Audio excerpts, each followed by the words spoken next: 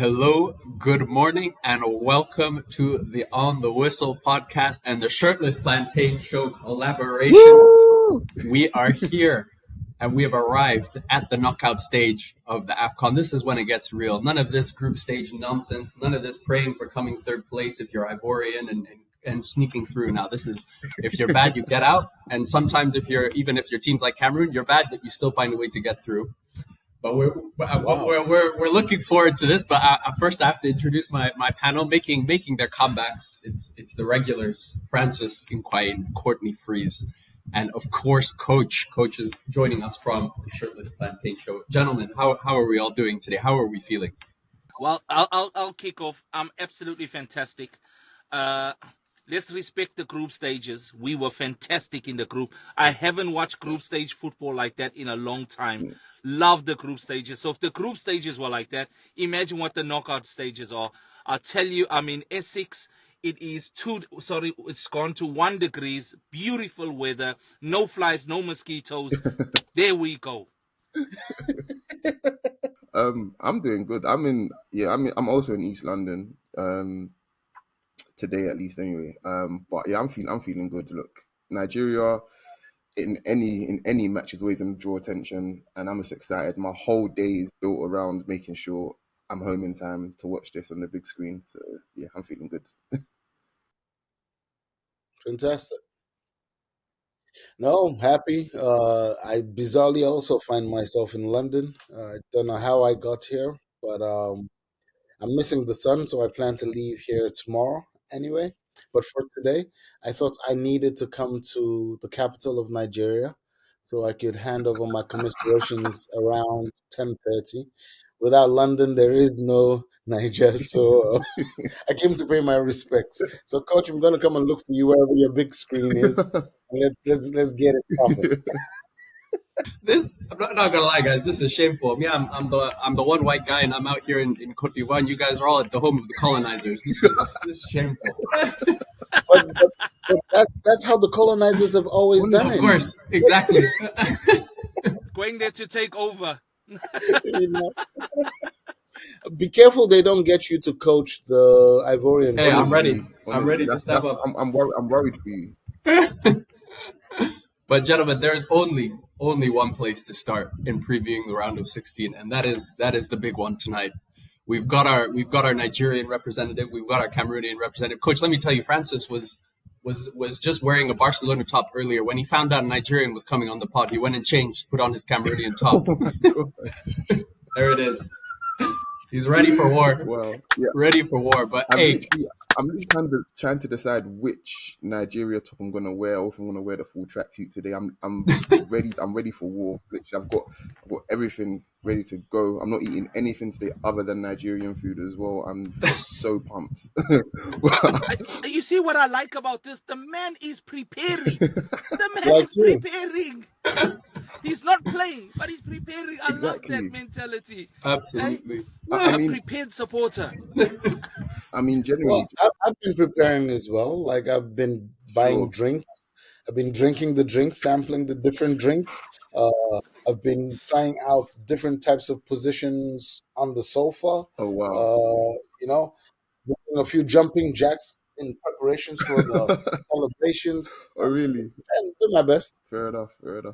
I mean, But most importantly, my kid's already on. Okay. He's still thinking what he's going to wear. yeah, I literally woke up like 30 minutes ago. I won't even lie. So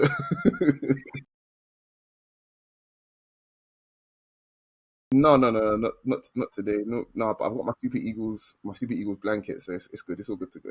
No, this is PJ. Yeah. This is what I slept in yesterday. So now I still have to now change into the one I will be wearing for the game. Okay. You know, Yeah, but honestly speaking, I'm not really worried because I feel like every time Nigeria play Cameroon, it's more about if Nigeria want to turn up, not about how good True. Cameroon are. You know, That's true. but because of the AFCON and because of the nature of this particular tournament, and me and Alice have spoken about it loads of times, but I can't remember an AFCON in at least the last, I want to say, probably since 2011, where the level of jeopardy in each game seems to be sky high. there isn't a clear. I think there's Listen, maybe only been preach, my man, yeah. preach. There's probably only been about Absolutely. two or three matches I've watched where I thought, okay, the better team is going to win and win comfortably, and they both involved Morocco and Senegal. Um, every other game, it could have went either way. It generally could have went either way, Absolutely. and I feel like the knockouts is going to be the same thing. There is no favourites in the knockouts at this point. You know, Senegal need to watch out. I genuinely think, you know, so do Morocco. Like, you just don't know what's going to happen. Everybody is playing, seems to be playing at 100%. I mean, from a personal standpoint, I complained about Nigeria in the first game, thinking, oh, we look lethargic, we look this, we look that. And the last two games, we've just seemed to have woken up all of a sudden. So, and it goes the same for Cameroon. Cameroon, apart from the goalkeeping problems, going forward, I think Cameroon have actually had some really good performances, and this is without the likes of Mbeumo and, you know, what do you call it, Choupo-Moting not even being in the team as well. Everyone just seems to be stepping up. I mean, Coco Kambi keeps saving Cameroon. He seems to be the talisman for the last, not even just the AFCON, for the last two or three tournaments I've watched Cameroon in. He seems to be the main man. Like, I can't really, I'll be honest, I can't really call it. I hope Nigeria win, but I'll be honest, I don't know who's going through tonight, genuinely. Coach, you Uh, know what? I just want to add something to that. Yeah, You know, when you talk about these intensity of the yeah, games, and I think one of the games for me that really symbolized, I know we're talking about the big one this yeah, evening, but one of the games that symbolized it was the Cape Verde Egypt game. yeah. You know, for goodness sake, I think Egypt just didn't have a kitchen sink to throw at them. They threw everything. They had everything. I think they even had the bus. They were trying to put the bus in the goal. They had everything. But Cape Verde, with absolutely no one, Bebe on the bench. Yeah. What a team, man! Who are they? well, This tournament has been fantastic, man. So knockout stages, here we come. but I think it's also more like a revelation to a lot of others who maybe have not been following the progression of African football. Because Capo Verde, this was like 6 years ago, gave Cameroon a hiding. Um, we have been weary of them because the last two times we played Capo Verde, they beat us. So it's not a, it's not really been an emergence, let's say, of nations, but it's been a leveling of quality that has allowed for the emergence of beautiful football. And I love the fact that you touched on the word jeopardy. It's that element of jeopardy that has made this super exciting. Because you've had games where, like for me, my standout game, bizarrely, for me instead was Mauritania, Algeria, I think it was.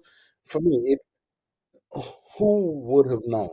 Like, kind of thing. Like, not only they weren't playing for a draw, these guys were going for the jugular, and the Algerians were throwing everything, Back at them. including the kitchen sink, and there was nothing they could come up with. And that was the beauty of it. And I think the tournament, these group stages in general, have been phenomenal, and a real like a tribute to the quality of African football at present. And the whole idea behind small nations, big nations, it's evaporated. But as a Cameroonian, I have to say that for us, I always share with my friends and whoever listens to me, there are not many of those people, that the challenge for us is to understand that the concept of the underdog is only in the minds of people who don't believe in what it is that they have.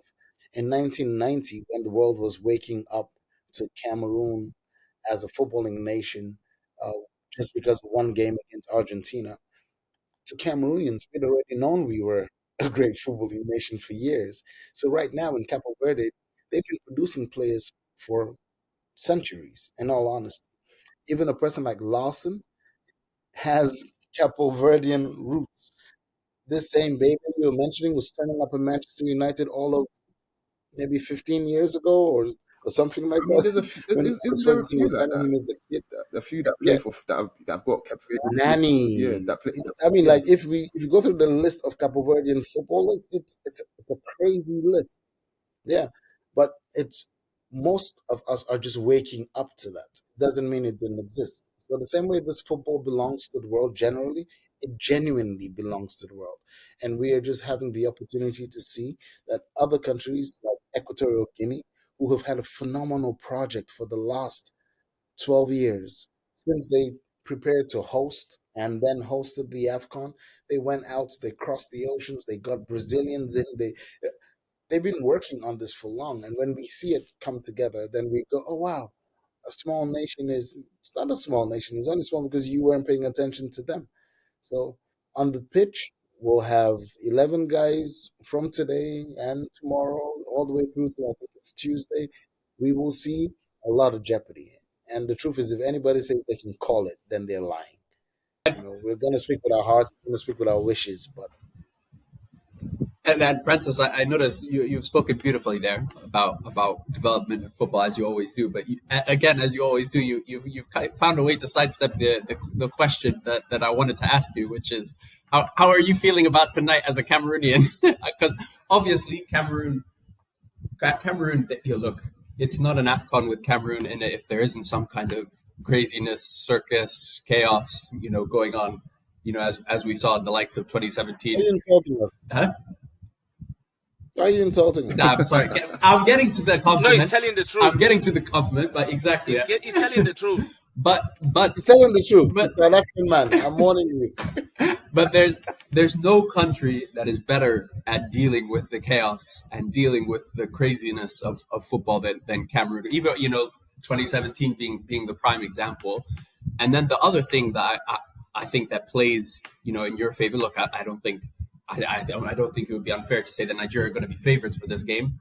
But the one thing that excites me about the Cameroon team is the news that potentially Mr. Vincent is back in the starting lineup, and he is a character who can carry not just a team but a nation in terms of his presence. So I want to get your sense of, as a Cameroonian, how are you feeling? Okay, I'll put my Cameroonian hat on. Oh gosh. And I do have one. Oh my gosh.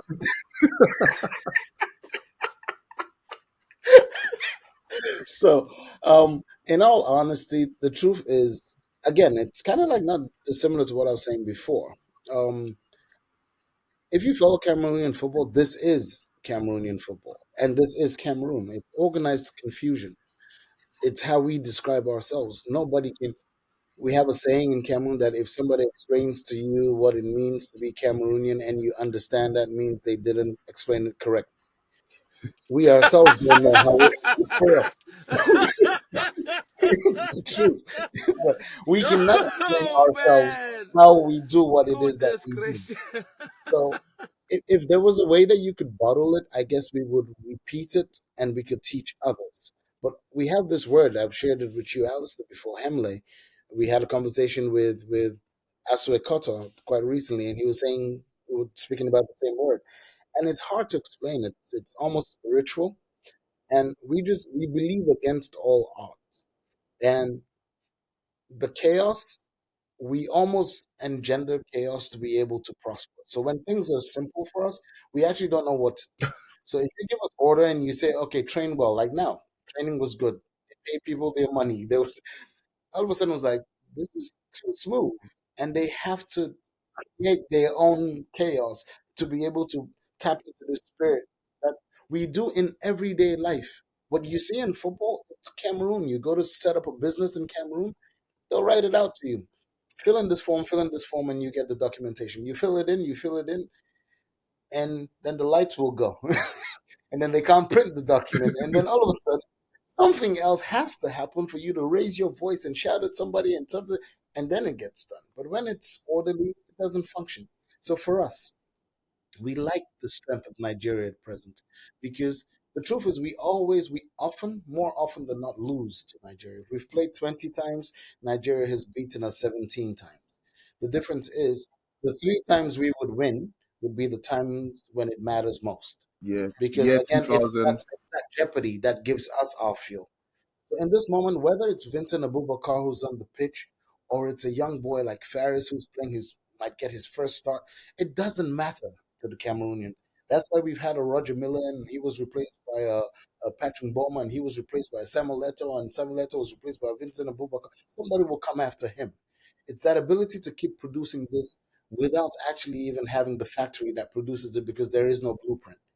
It's out of that chaos that it gets born, and we need the chaos. So today, I won't be surprised if before kickoff you find out that Ondoa fell down the stairs, and so now Onana has to go and go, but his ankle, and they're going to play a passy, and we'll still go okay. Or you hear that they fought, and somebody said something at lunch, and but they will create some chaos to be able to thrive.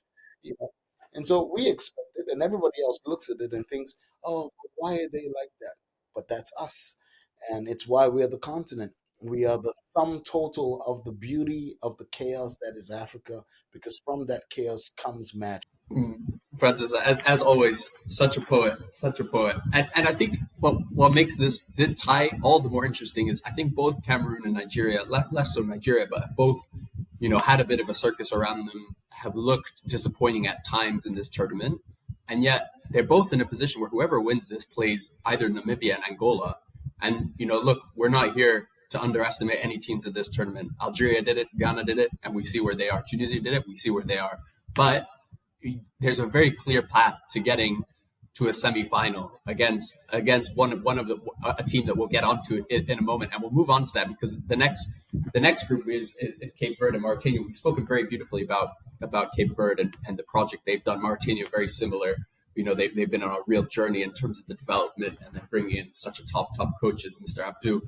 But the real question is who will Cape Verde or Mauritania play in the next round? And that is because it's between one of Morocco or South Africa. So I have to go to my brother Courtney to unless has Courtney disappeared? Just when I needed him most. No, I'm here. Okay. Courtney is here. Courtney, brother, you're playing Morocco. They've been to a World Cup semi-final. Before this tournament, we talked about how little hope there was in Bafana Bafana from South Africa. You've made it through the group. You've been brilliant at moments and less brilliant at others. How are you feeling it coming up against Morocco? We don't expect to go through. Morocco are a big hitter. We are not. We are in the development stages of our project under a very good manager who's really turned the corner with the team. Really has. Changed the mentality, changed the level of arrogance of what we think of ourselves to what we actually are. We are not a good country. We're not a good football country. We are needing to be better. Yes, our league is a good league. But as a national team, we are not. So there's a lot of honesty that's come through. You must remember we struggled to get to the African Nations Cup. So the fact that we're in the last 16 already is a success for us. We struggled to get out of a group of 3, while everyone had a group of 4. So those are the facts. Courtney, now, there was another team that also was in a group of 3 but struggled to get out. But I won't be. I'm not bringing Francis back. So please continue. So we also now are aware of the project ahead of us, which is Morocco. Who are they? They are the elite.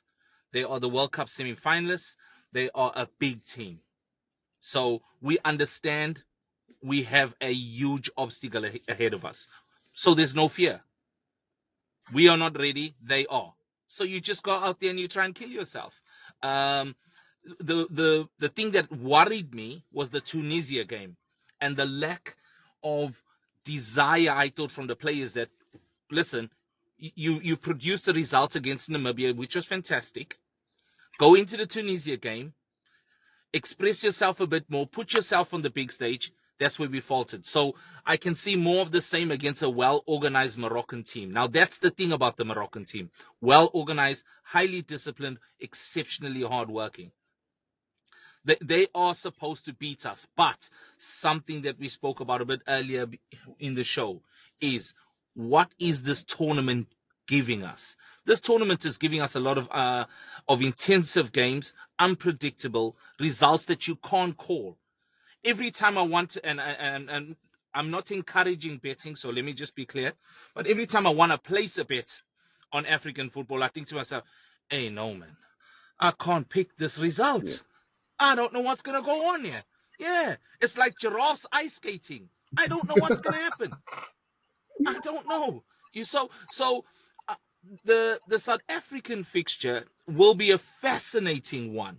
Absolutely. It's Francis and Ngannou against Tyson Fury. You can get in there. Let's see what happens. Yeah.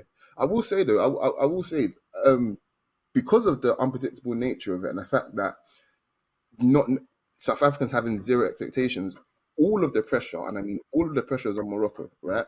And while we know Morocco have had this fantastic project for the last, I think, at least the last 15 years, I forgot the name of the of the Football Excellence Academy. I think it's Mohammed. Mohammed I've Six. forgotten the second one.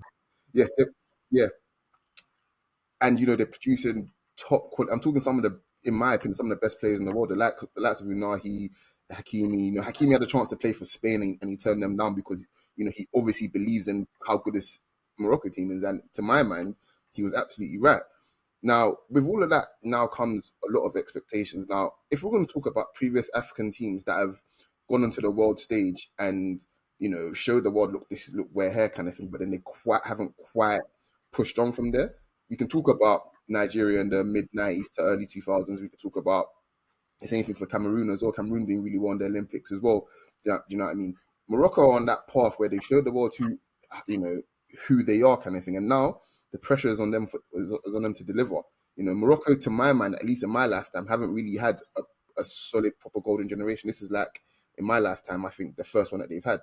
So for me, I think South Africa have no fear and have nothing to lose. To me, I feel like Morocco probably are in a lot more danger than they care to realise, because South Africa have really shown that, look, they can score a bucket load of goals. They're a dangerous team. There's no fear there. Percy Tau is always going to be a class player. He could be 45 years old, doesn't matter. He's always going to be a class player.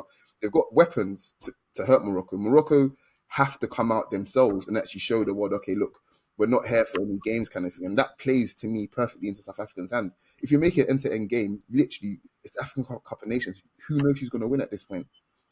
I think in the 80th minute, it was 1-1 between Cape Verde and Burkina Faso and Egypt. Do you know what I mean? So who knows? Who knows?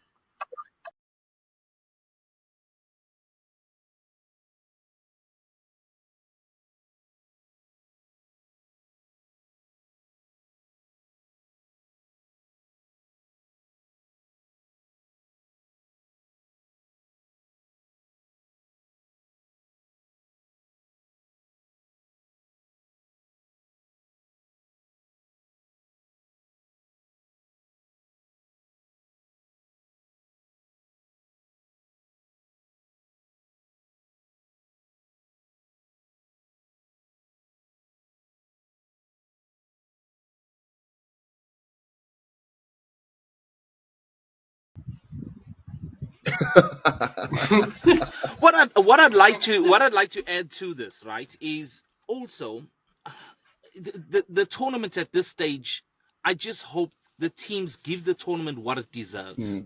The tournament at this stage has been phenomenal. Honestly, I've enjoyed watching the level of football at an African Nations Cup, and I never thought I'd say that for a very long time. I really didn't. But let's be fair. We've gone to tournaments where the pitches have been terrible. That hasn't really been the case at this African Nations Cup. Right? The intensity of football, the tournament is being so well celebrated. I hope the next round of games are just knockout specialists. I don't know how well you guys know boxing. I don't know. You're all very young on this. And I want to make a metaphor to boxing. Tommy Hearns against Marvis Marvland Hagler. 1988. The fight starts. The guys come out. It's not this tap. It's just, you stole my car and you knocked it. I want my money fight. That's what we want in terms of the football. Just come out there, reckless. We want goals. We don't care that you're a defender. We don't care that you put in the team to defend well. Nobody cares. Entertain the supporters. Knock him out. And I'm out of here. I'm sorry, gentlemen. I've got to go.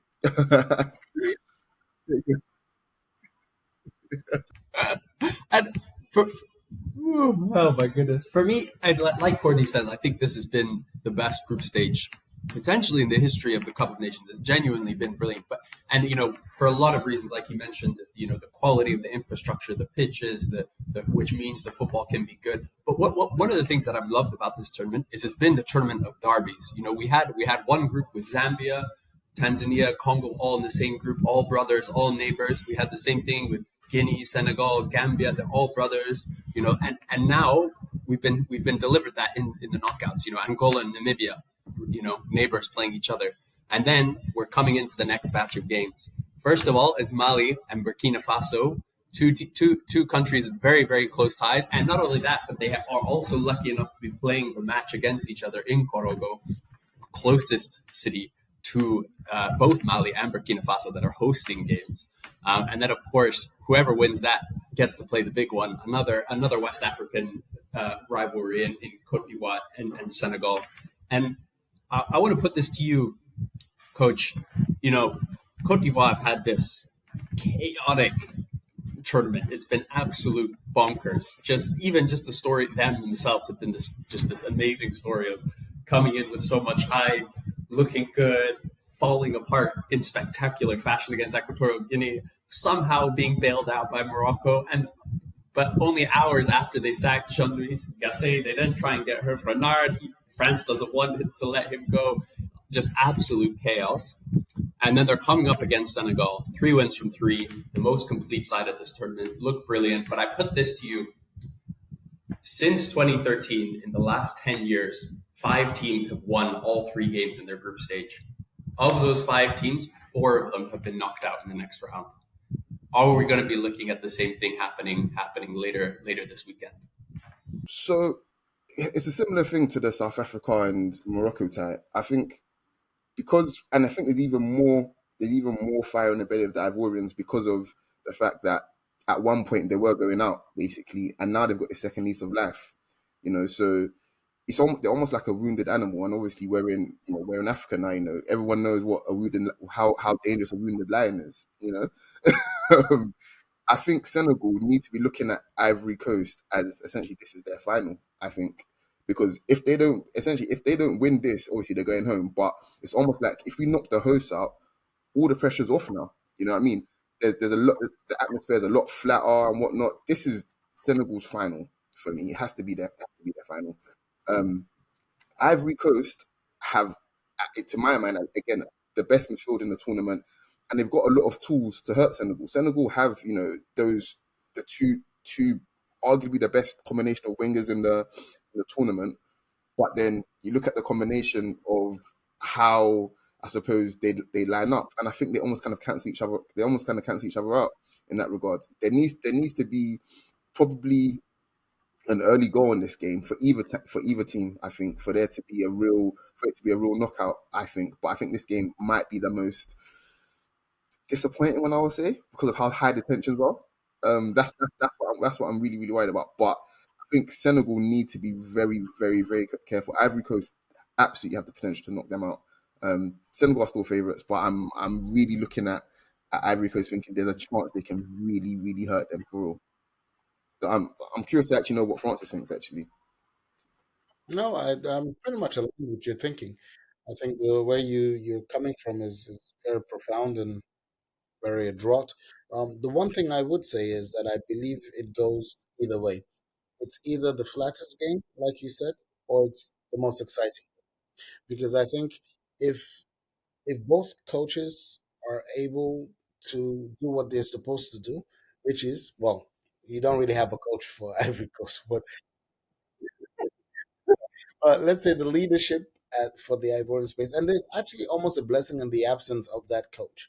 So you have a spiritual. You will need this team effort, and if they rise to the challenge of just firing themselves up to say, you know what, kind of like what Courtney was saying, whether I'm a defender or I'm a striker, you defend, defender, you strike.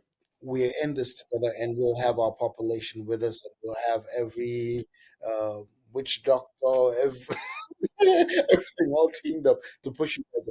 The challenge for the Senegalese would be to take the sting out of your bite. And so rather than join them in the gung ho approach, they will need to be the ones who actually make the game boring. And their challenge must be to be disciplined to do that, because if they try to go toe to toe, one person's spirit will beat them, and that will be the Ivorian.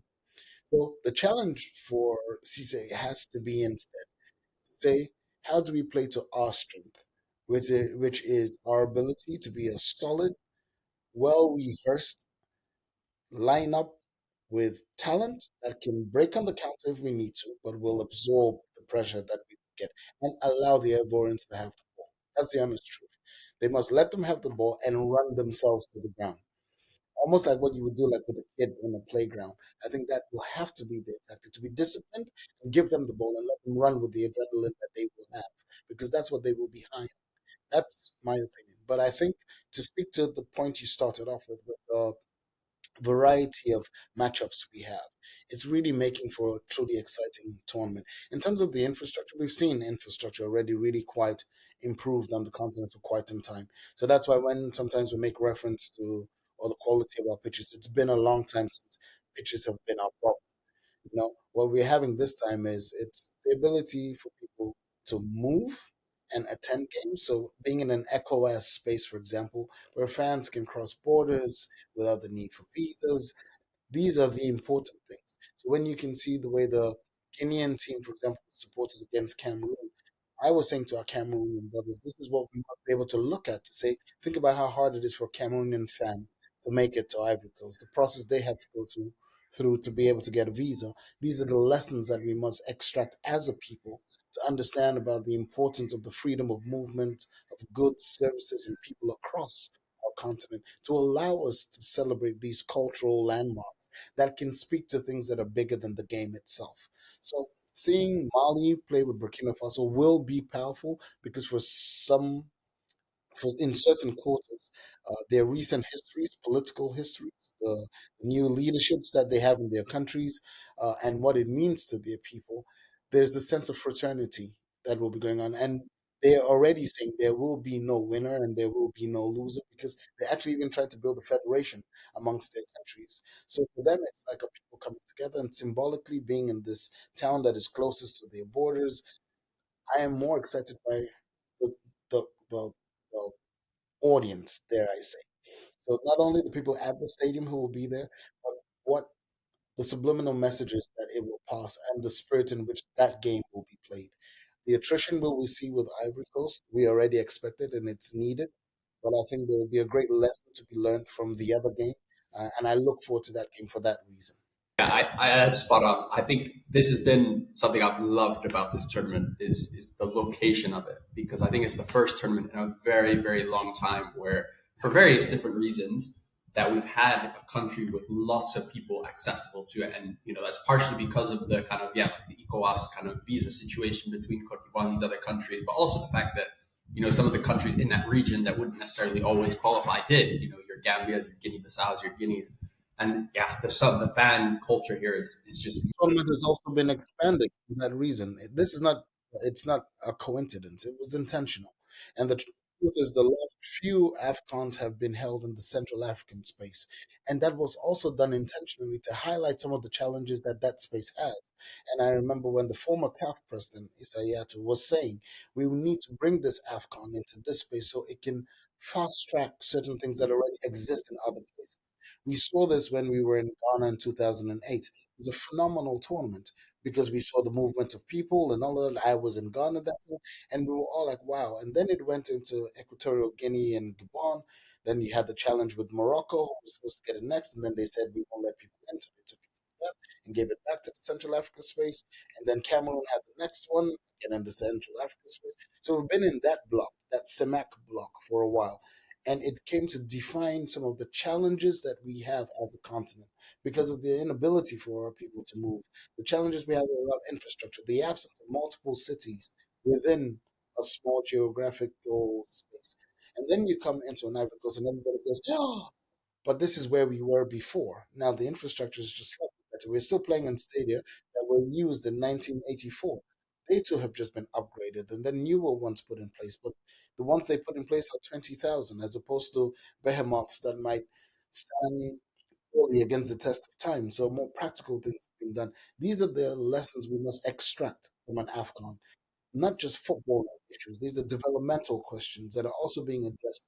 But we need us as a people to see these things, understand them, so we can build on them. So these are the important things that football lends our development paradigm. It affords us the ability to understand that we are one. That's the point Coach started off with, that we are Africans before we are Nigerian or Cameroonian or Ivorian or Senegalese. And when we understand that, then we know that we are always winning. So when this tournament goes on well, We love it because we are winning. That's why even the way some of the Ivorians reacted when their team didn't win, or some of the little xenophobic things that get highlighted now and again, it's a poor display. And we hope that their political system can allow their people to understand that it's not a tribal thing. We are not holding onto our flags because they define us. They are just the colors we pin our masts onto simply because we need something to say, okay, and it's friendly. Tonight, I'm teasing my brother coach about Nigeria and Cameroon, but the truth is, we're one people. My mother was technically born in Nigeria. My father was technically born in Nigeria. We're from that western part of Cameroon that was governed as part of Nigeria before in 1962 it became part of Cameroon. So I don't know why I'll be fiercely proud of one or the other because no matter who wins, Africa. And I think that point is perfectly highlighted, Francis, in Cote d'Ivoire. I swear I'm yet to meet an Ivorian who doesn't have a Ghanaian auntie, a Malian grandmother, a Burkinabe father or mother. Everyone is both Burkinabe and Ivorian. And yes, they'll have a preference for one team. But yeah, even I've decided to watch a few things. Their president was banned from running for president before because he was accused of being a Burkina Yeah, Faso. exactly. Exactly. The nature of their nation is exactly that. The Guinean team comes out to play, and you find out that three-quarters of the players had grown up in Ivory Coast, and this is where they call home. Some of them had played for the Ivorian under 17s or even the under 20s. A lot of them have gone through ASEC Mimosa as their training base, whether you're Malian or you're Burkina Bay it's the Africa we want to be able to celebrate. And so when we see it in this small form, we must look to amplify it. We must look to say, okay, there's something beautiful about this. Where even in our names, there's a similarity. So a Toure is actually technically a Traore, and it's just spelled a little bit different by this other person. And how come you have a Diakite here and there's a Diakite in the other country? And you realize that we are one people. And whatever happened in 1884 when those lines were drawn in Berlin, we didn't draw them. But we've accepted that those boundaries have been given to us. And it's for us to pull them down. The Germans did it quite recently. We can do it as well. We can understand that we don't need to punch each other. We can build with each other, and we can use football as that conduit. As beautiful, guys. We're very quickly running out of time, and because we've been speaking so eloquently about Pan Africanism, as this coach, this is what happens when I bring Francis on the pod. He always has to rant about it. No, we love it. But so, Coach, I'll just give you a little brief moment to talk about. We've got Egypt, DR Congo, and we've got another quote unquote derby, a Ghanaian derby with Equatorial Guinea and Guinea. Which of those two games are you kind of more excited to watch, and why? So I think Egypt, DR Congo is arguably the hardest one to call. I think the defiance of this Egypt team with all the crap that they face, especially with the circus around Mo Salah's not only just performance, but obviously now his fitness and stuff, and then DR Congo being a side that I wouldn't say play with a chip on their shoulder, but I don't feel like a lot of people recognize the talent in this team, so that they're out to prove themselves as well. So it's a hard one to call. I think this one is going all the way. I see a high scoring one here. And so you mentioned Mali, Burkina Faso, right? No, the Ghanaian derby, Equatorial Guinea and Guinea. So, of course, yes. So my bad, the Ghanaian. Oh, man, I'm really, really hoping Equatorial Guinea go through. They've been. I want to say them with Cape Verde have been the most. Well, actually, maybe South Africa as well. Actually, between South Africa, Guinea, and Equatorial Guinea and Cape Verde, they've been the most fun teams for me to watch. And the longer they stay in the tournament, I think they're better for sure. Yeah, I'm hoping Equatorial Guinea go through, but because it's a derby again, and we know if form goes out the window, who actually knows? Who actually knows? Genuinely. The gods of football, no? Well, but unfortunately, they don't tell us. They don't tell us before kickoff what's going to happen. I'm not even sure. To be honest, the way they've already told me. the way this tournament has gone, I'm not even sure that they know. Like, it's been absolutely bonkers, honestly. And do you know what? The funny thing is, it's some of the points Francis brought up earlier about just us as a people, enjoying this and whatnot, and being able to share it with the world, kind of thing. I feel like I don't want to say, and I don't want. I'm trying my best not to be negative here, but there's been I wouldn't say a bit of gatekeeping, but there's been a few instances of people acting as if that the AFCON, that people are treating the AFCON as this sort of, I suppose, what's the word I'm looking for,